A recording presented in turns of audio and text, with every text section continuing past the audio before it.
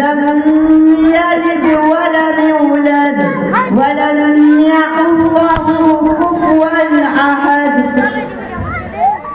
وبالوالدين إحسانا সম্মানীয় উপস্থিত সমস্ত প্রশংসা আল্লাহ তাআলার জন্যই তারপরে পরে দরুদ ও সালাম বর্ষিত হোক আমাদের প্রিয় নবী হযরত মুহাম্মদ সাল্লাল্লাহু আলাইহি ওয়াসাল্লামের উপর।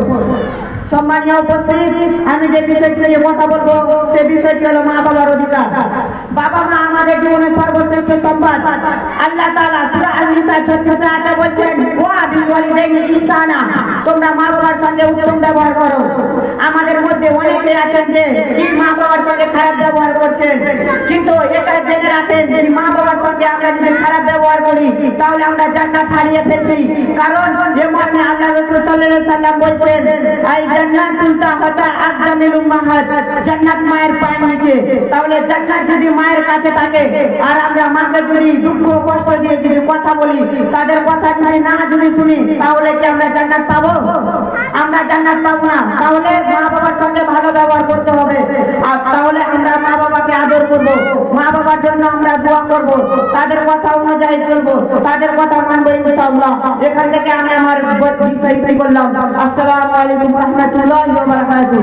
ওয়া আলাইকুম আসসালাম ওয়া রাহমাতুল্লাহি ওয়া বারাকাতুহু। জাযাকাল্লাহু খাইরান জাযা ওয়া আহসানাল জাযা, বারাকাল্লাহ। এরপরে দেখে নিব শাহাদাত আলীকে। তার বিষয় হচ্ছে আল্লাহর প্রতি কৃতজ্ঞতা।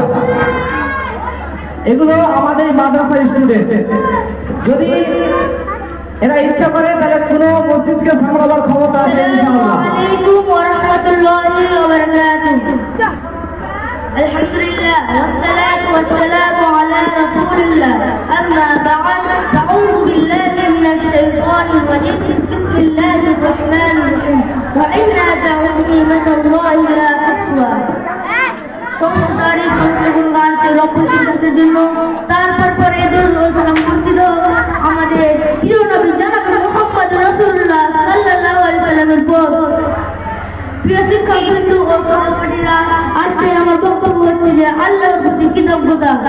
আল্লাহ তাআলা সূরা ইসরাঈলের 24 নম্বর আয়াতে বলেছেন ওয়া ইন্না তা'উযু নি'মাতাল্লাহি লা তুহসা, অর্থাৎ তোমরা যদি আমার নিয়ম আর হুকুম আসলে শেষ করতে চাও তো শেষ করতে পারবে না। অর্থাৎ তুমি সারা পৃথিবীর গাছের পাতা যদি কাটা করো, অর্থাৎ 7 সমুদ্র কিংবা 13 নদীর পানিকে যদি তুমি খালি করো, তারপর আল্লাহর নিয়ামত লিখাই তুমি শেষ করতে পারবে না। এই আয়াতে আমাদেরকে শেখায় আল্লাহর নিয়ামত তোমার ক্ষেত্রে হাঁটা দেখা শোনা বাবা মা শিক্ষক সবাই আল্লাহর দান। আল্লাহ তাআলা অন্য আয়াতে বলেছেন সূরা ইসরাঈলের 7 নম্বর আয়াতে লা ইন শাকারতুম লা আযীদান্নাকুম, অর্থাৎ তোমরা কৃতজ্ঞ হলে আমি অবশ্যই আরো বাড়িয়ে দেব। আল্লাহর প্রতি কৃতজ্ঞ হলে মানুষের সাথে ভালো ব্যবহার করতে হবে, মানুষের সাথে ভালো আচরণ করতে হবে, এতিমদের পাশে দাঁড়াতে হবে। একদিন নবী সাল্লাল্লাহু আলাইহি ওয়াসাল্লামের কাছে কোনো লোক জিজ্ঞাসা করলো যে আমি নামাজ রোজা হজ যাকাত সবই করেছি, কিন্তু এতিমদের পাশে দাঁড়াইনি আর মানুষের সাথে ভালো ব্যবহার করিনি, তবে কি আমি জান্নাতে যাব? তখন নবী সাল্লাল্লাহু আলাইহি ওয়াসাল্লাম বললেন না, তুমি জান্নাতে যাবে না, তুমি জাহান্নামী। এত আমাদের সর্বদা আলহামদুলিল্লাহ বলা উচিত। কৃতজ্ঞতা মানুষ আল্লাহর প্রিয় বান্দা হয়। আমি এখান থেকে বক্তব্য ইতি করলাম। আসসালামু আলাইকুম ওয়া রাহমাতুল্লাহি ওয়া বারাকাতুহু। ওয়া আলাইকুম আসসালাম ওয়া রাহমাতুল্লাহি ওয়া বারাকাতুহু। ধন্যবাদ শাহাদাত আলীকে। কত সুন্দর করে আপনাদের সামনে অল্প সময়ের মধ্যে পিতা মাতার অধিকার সম্পর্কে একটু কাজ দিলেন। আল্লাহ তাআলা তার পরবর্তী বারাকা আতা ফরমায়। আমিন। এরপরে ডেকে নেব আসমা খাতুনকে।